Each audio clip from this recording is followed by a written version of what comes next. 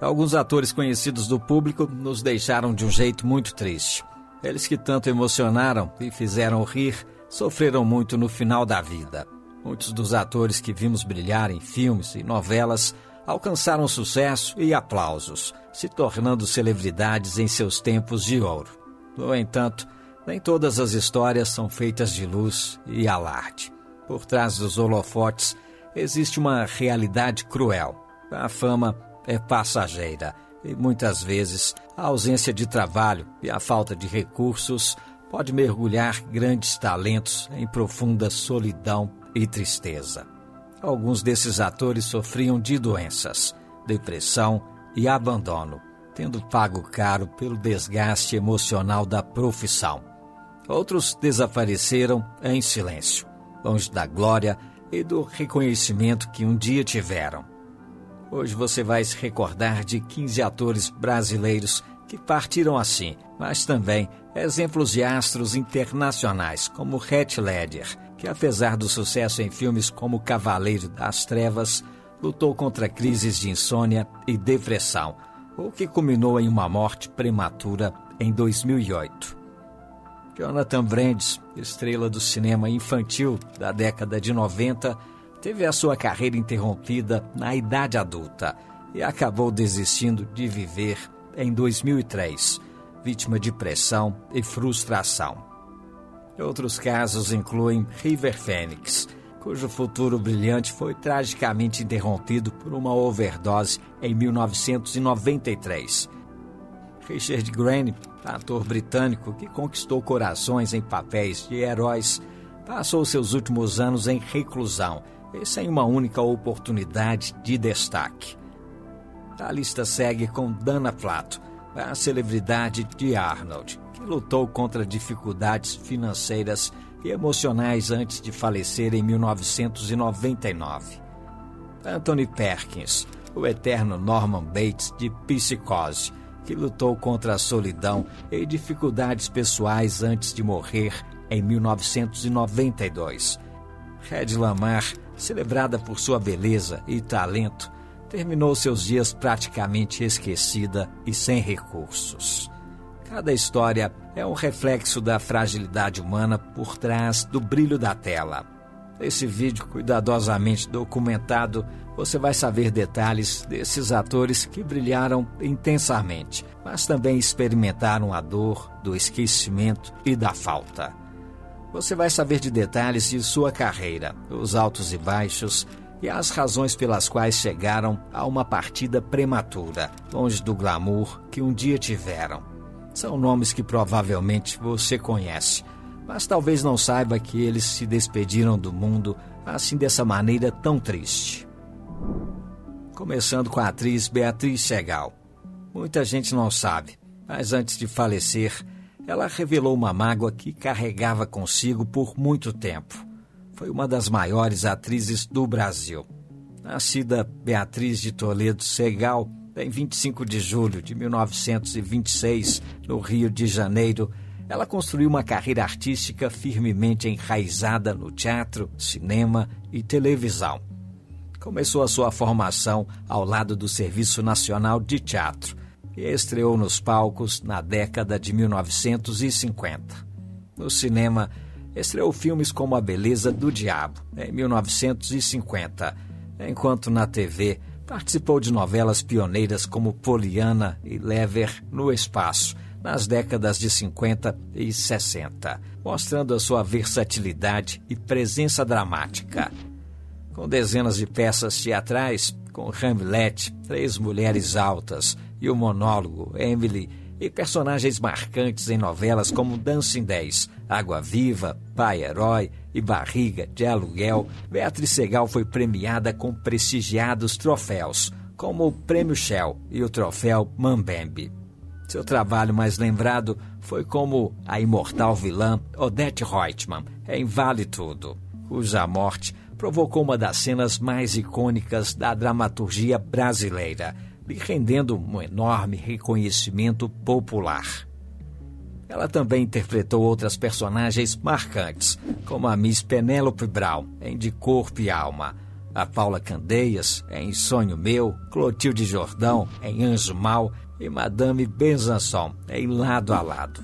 A sua última produção na TV foi na série Os Experientes, em 2015, também na Globo. Mas apesar da brilhante carreira, nos últimos anos de vida, Beatriz Segal manifestou um desconforto com a Rede Globo, por nunca ter sido contratada fixamente pela emissora. Trabalhava sempre por obra. Na entrevista de 2014, ela lamentou: "A Globo nunca me deu importância. Nunca fui contratada. Sempre trabalhei por obra. Por quê? Eles nunca ofereceram. Eu nunca procurei." E ela também reprovou os elencos e a qualidade das novelas modernas, as comparando desfavoravelmente com os seus clássicos, como Vale Tudo e Água Viva.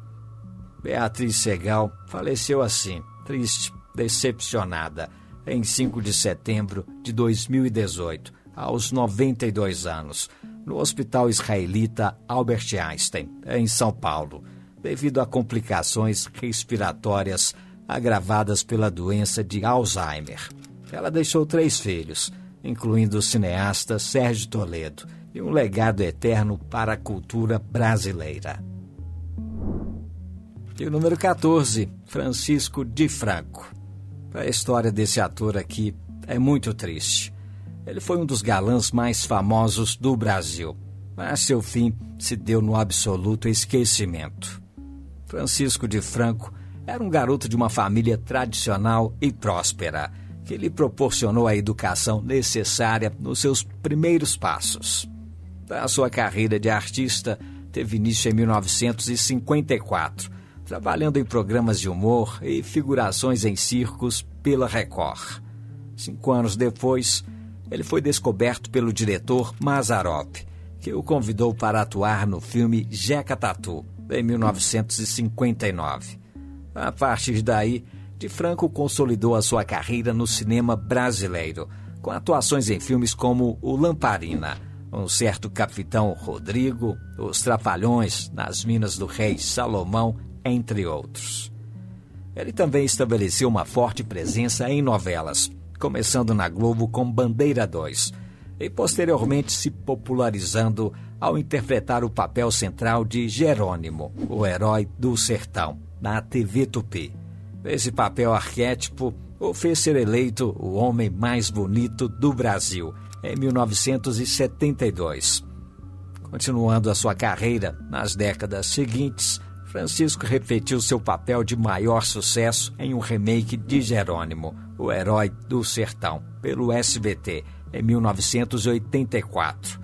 Mas a versão teve um sucesso moderado. O ator trabalhou em mais de 150 comerciais, tanto no Brasil quanto no exterior. Mas à medida que os anos passavam, os seus convites para a televisão se tornavam cada vez menos frequentes. No final da década de 80, ele começou a trabalhar atrás das câmeras, como produtor em filmes de produção cinematográfica, além de fazer aparições secundárias em circos e shows de clubes na região do interior de São Paulo.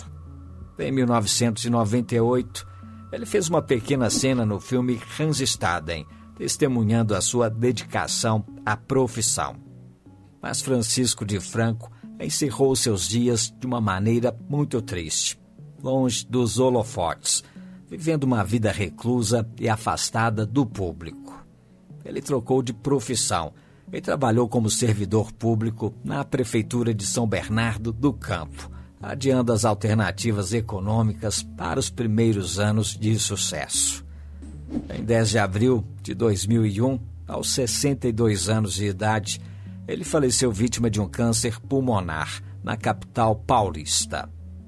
Seu funeral, incrivelmente humilde, teve apenas 6 pessoas presentes, refletindo o vazio e o esquecimento a que foi relegado depois de tanto fulgor no início de sua carreira. E a Desirê Vignoli. Ela partiu muito cedo, doente, sem trabalho e completamente esquecida. Nascida nos Estados Unidos e residindo no Brasil desde os anos 70, Desirê Vignoli teve a sua carreira decolando após fazer parte do elenco da primeira versão para a televisão do Sítio do Pica-Pau Amarelo. As suas aparições na TV se tornaram mais regulares, com a personagem Leninha em Jogo da Vida, e, sobretudo, com a Denise em Que Rei Sou Eu, em 1989, que a consolidou como uma das novas atrizes promissoras da Globo. Entretanto, o auge da sua trajetória foi abruptamente interrompido. Com os convites diminuindo, Desirê enfrentou um período de desesperança que a levou até mesmo a cometer um crime, o roubo da bolsa de uma amiga. E o ostracismo a fez também mergulhar na dependência química. Essas polêmicas afetaram a sua reputação e a afastaram ainda mais do meio artístico, resultando em um declínio rápido e doloroso em sua carreira. Desirê Vignoli faleceu em 2018, aos 52 anos de idade, vítima de um infarto. E se você chegou até aqui é porque está gostando de ver esse vídeo, não é verdade? Então me faça uma gentileza, deixe o seu like aqui embaixo, inscreva-se aqui no Quem Quem. A maioria das pessoas que assistem os nossos vídeos na TV não se inscrevem, porque acham complicado. Mas você pode fazer diferente. Dá uma pausinha aí e faça essa gentileza. Não custa nada, mas ajuda muito. Desde já eu te agradeço. E continuando agora com o número 12, Paulo Silvino. Ele era um dos atores mais carismáticos do humor brasileiro.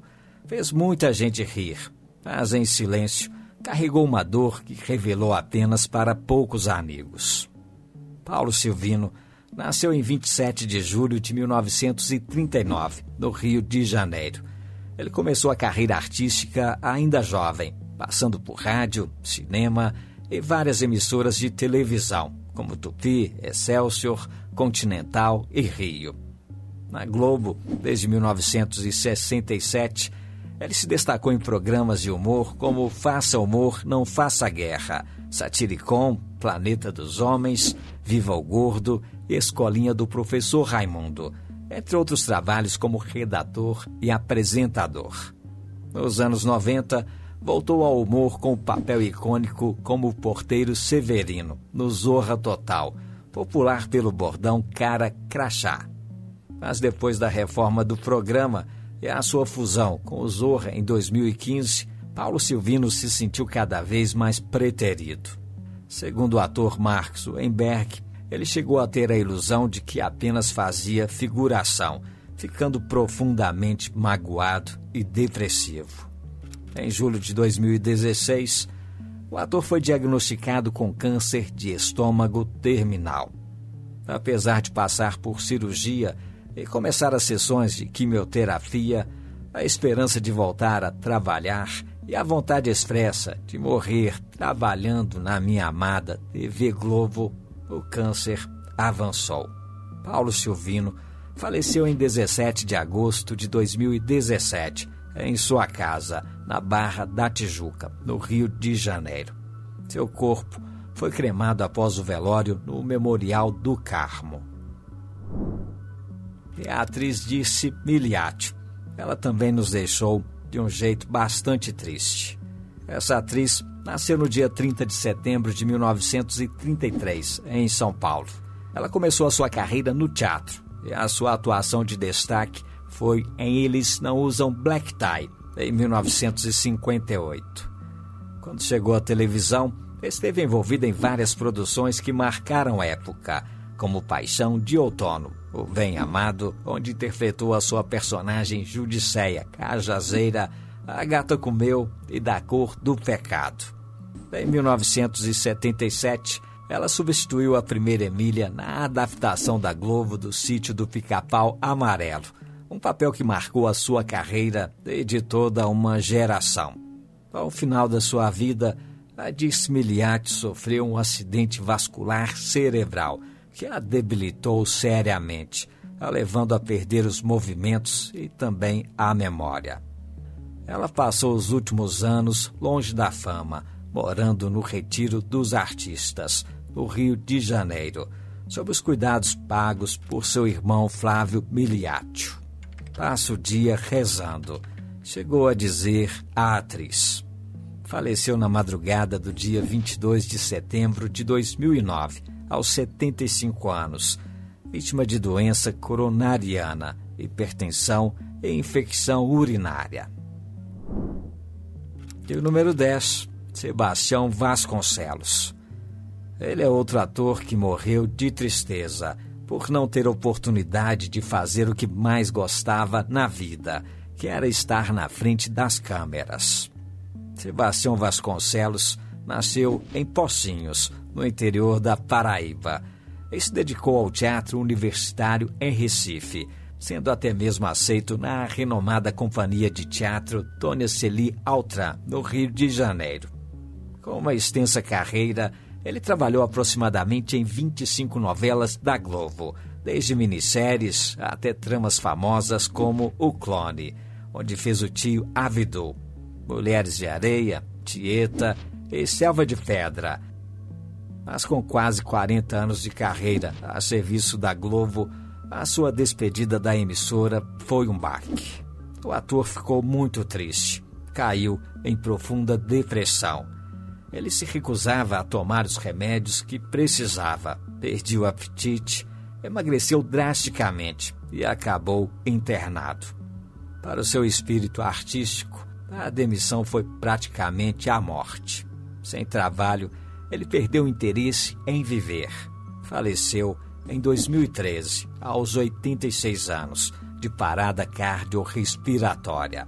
A sua própria esposa, a senhora Vilma Costa, afirmou ter presenciado o ator passar os últimos meses de vida miserável e frágil, sem tratamento, psicologicamente destruído pelo abandono da carreira, que lhe dava sentido e propósito. E a Lucy Mafra, essa atriz aqui, tem uma história muito triste. Ela estava no começo de carreira quando foi vítima de uma falsa acusação que acabou com a sua vida profissional. Era uma atriz respeitada, com uma longa carreira na Globo e papéis fundamentais no teatro de rua brasileiro, como atriz e professora. Trabalhou em novelas como A Próxima Vítima, Por Amor, O Clone, Chocolate com Pimenta, Kubanacan e também no cinema, em Gabriela, Cravo e Canela e Eu Matei Lúcio Flávio. Mas a sua carreira se desfez depois de uma falsa acusação de roubo durante a gravação da novela América, em 2005. Mesmo nunca oficialmente comprovada, a sua imagem foi manchada. A afastaram da TV, a vetaram de novos trabalhos, até mesmo em Joia Rara, e seu nome se tornou um obstáculo irreversível. Ela entrou em depressão, que se agravou com a morte de sua mãe. Triste e doente, ela perdeu o interesse pela comida e pela vida. Internada, teve pneumonia e insuficiência múltipla de órgãos. Faleceu em dezembro de 2014, aos 60 anos de idade. Desempregada e sozinha, ela viveu seus últimos meses com apenas a pensão da mãe e a ajuda de amigos. E o número 8, Antônio Pompeu. Ele nasceu em São José do Rio Preto, em São Paulo, em 1953, e se tornou um ator de televisão frequente, começando em A Moreninha, em 1975, mas também estrelando em minisséries importantes como Lampião e Maria Bonita, A Máfia no Brasil, O Tempo e o Vento, e, mais importante, explodiu como Dominguinhos em O Rei do Gado, um personagem simbólico da novela. Além do seu trabalho, Pompeu se dedicou às artes plásticas, à cultura afro-brasileira e ao ativismo. Serviu na Fundação Palmares, mas na velhice existiu com profunda tristeza e solidão. Ele estava isolado e deprimido pela ausência de convites profissionais, um destino mais cruel para um artista tão ativista e plural, como descrito pela atriz Zezé Mota. Ele queria trabalhar, mas não era chamado. Em 2016, aos 62 anos, foi encontrado morto em sua casa, no Rio de Janeiro. O seu falecimento foi sentido como uma perda em dobro. Um talento instintivo na arte e uma voz viva para a luta pelo direito da cultura negra, calada por oportunidades inexistentes e um abandono artístico. E o número 7, Jacqueline Laurence. Eu não sei se você se lembra, mas ela esteve em várias novelas da Globo. Só que no final da sua vida, revelou uma mágoa que tinha, por não poder trabalhar mais. Ela estava bem de saúde, mas simplesmente por causa da idade, não era chamada para mais nada.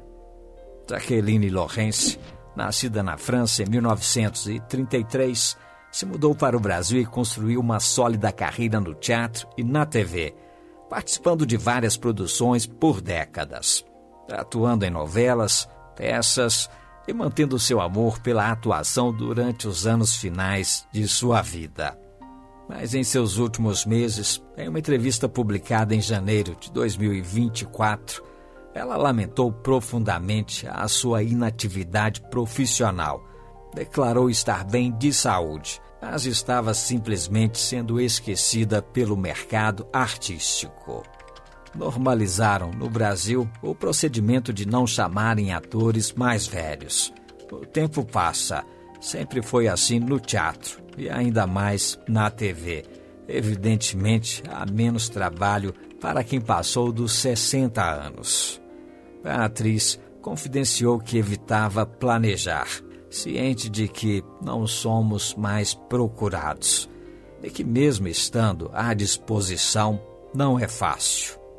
Jacqueline Laurence morreu em 17 de junho de 2024, aos 91 anos, em um hospital no Leblon, no Rio de Janeiro, vítima de parada cardíaca, deixando uma sensação amarga do que é ter talento e dedicação, mas terminar invisível ao mercado que um dia a acolheu. E o César Macedo, ele é outro ator que teve um final de vida marcado pela tristeza, falta de trabalho e dificuldades financeiras. A história dele é uma das mais tristes desse vídeo.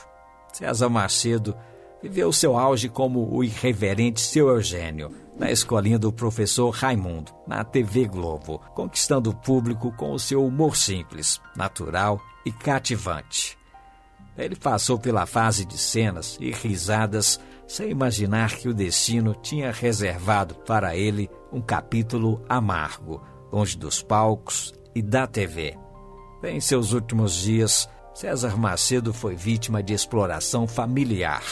Ele relembrou que foi abandonado pelos filhos após a esposa ter falecido. Em 2013, a sua situação se tornou assim intolerável. Ele aparecia barbudo, com bengala e dormindo em papelão nas ruas, sem dinheiro, sem dignidade.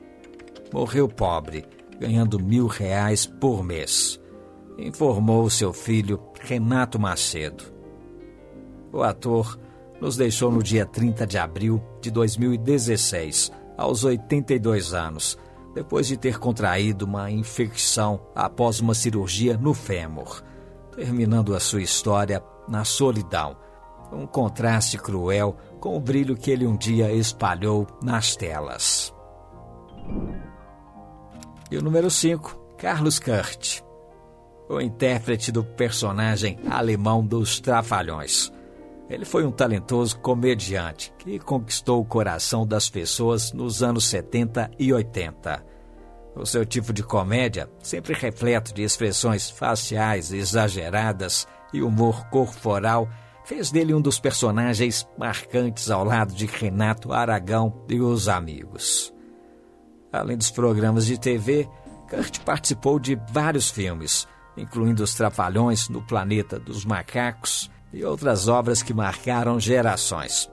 Pouca gente sabe, mas ele chegou a fazer uma ponta em um dos filmes da franquia 007, prova de como seu profissionalismo se estendia para além da comédia televisiva brasileira. Mas a vida, no entanto, nem sempre tratou o ator bem.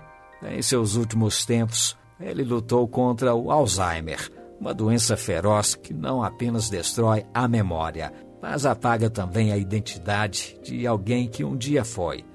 O comediante, que havia feito milhões de pessoas rirem, estava gradualmente perdendo até mesmo o reconhecimento de quem vivia ao seu lado.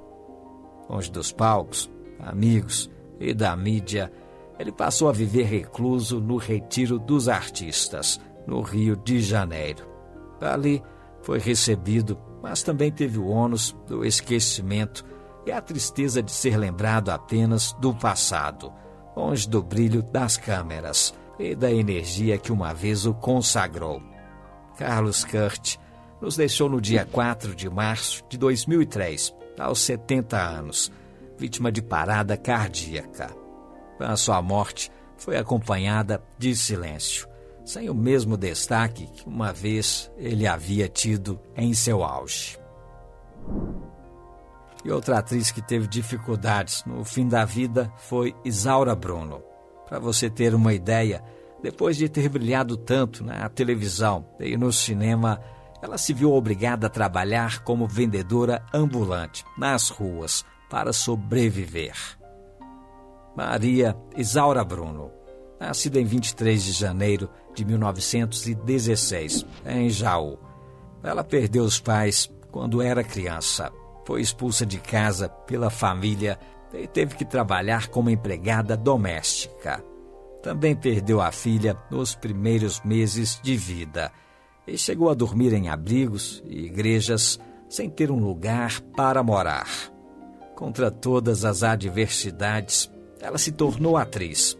Entrou no filme Luar do Sertão, em 1949. Produziu novelas pioneiras na TV.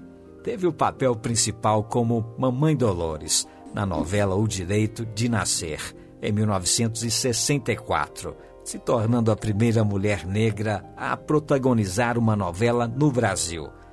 Alcançou o estágio de receber cartas de fãs e se tornou uma representante, mas depois percebeu que o espaço na TV foi reduzido.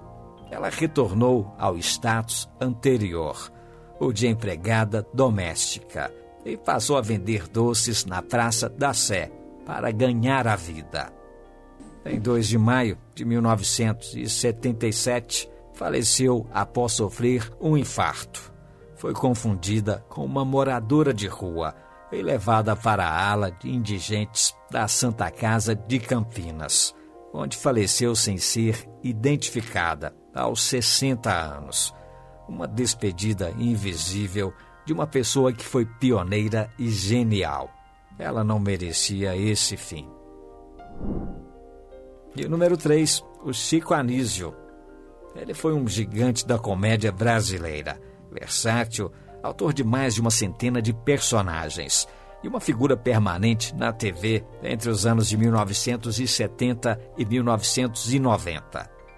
A sua versatilidade nos palcos, rádio e TV, especialmente na inesquecível Escolinha do Professor Raimundo, fez dele um artista de reputação na nação, renomado por seu talento e coragem para satirizar a todos e a tudo com sagacidade. Mas o brilho, no entanto, começou a se extinguir. A partir dos anos 2000, ele foi remanejado para o Zorra Total.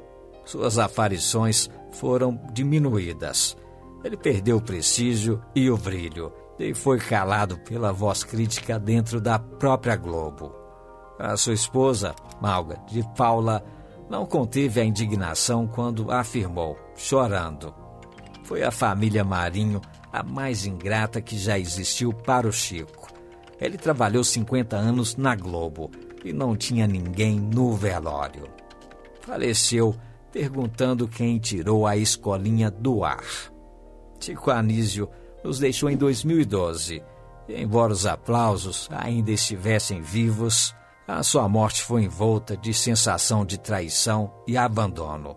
De um artista que deu tudo ao público e à TV, mas que foi esquecido no último momento, pelo meio que construiu a sua lenda. E a Teresa Amaio. Antes de falecer, essa atriz revelou a maior mágoa que que carregava por mais de 40 anos. Ela começou a sua carreira artística com graciosidade e talento. Atuou em novelas clássicas da Globo, como Pecado Capital, onde estrelou em uma atuação que a consagrou. O seu currículo carregava a marca das tramas dos anos 60 e 70, se firmando como atriz promissora e respeitada. Mas uma chance que poderia torná-la ainda maior desapareceu em um momento, quando estava escalada para ser a protagonista de Véu de Noiva. Ela acabou sendo substituída por Regina Duarte, que vinha de outra emissora, o que deixou Teresa Maio magoada e envergonhada. Ela chegou a afirmar o seguinte: fiquei tão magoada que não aceitei o papel principal de Verão Vermelho. A atriz faleceu magoada. Nos deixou em 24 de janeiro de 2022, depois de lutar contra um câncer de rim. E o Cláudio Correia e Castro. Infelizmente, ele teve um final de muito sofrimento, marcado por dívidas, doença e abandono. Cláudio Correia e Castro nasceu em 1928. Ele era suave como o homem do teatro, formado em belas artes e com uma carreira que passou por mais de 40 novelas. Lembrado como o Conde Klaus de Chocolate com Pimenta, o Rômulo de História de Amor, o Coronel em Cabocla, entre tantos outros personagens que marcaram sua carreira. Mas quando se separou da esposa, depois de 20 anos de casado, e a sua riqueza se dissipou, o ator ficou em uma situação crítica. Ele estava endividado, sem saber lidar com seus bens. Ganhei muito bem, mas não soube controlar meu dinheiro. As dívidas são as únicas coisas que me atormentam, disse ele, que sem outra opção acabou se mudando para o Retiro dos Artistas. E lá viveu afastado dos holofotes. Faleceu em 16 de agosto de 2005, aos 77 anos, de falência múltipla dos órgãos, após complicações de uma cirurgia cardíaca, combinada com diabetes, hipertensão e obesidade. Uma estrela esquecida, que desapareceu entre paredes silenciosas, deixando não a consagração final, mas apenas a dolorosa ressonância da fragilidade humana.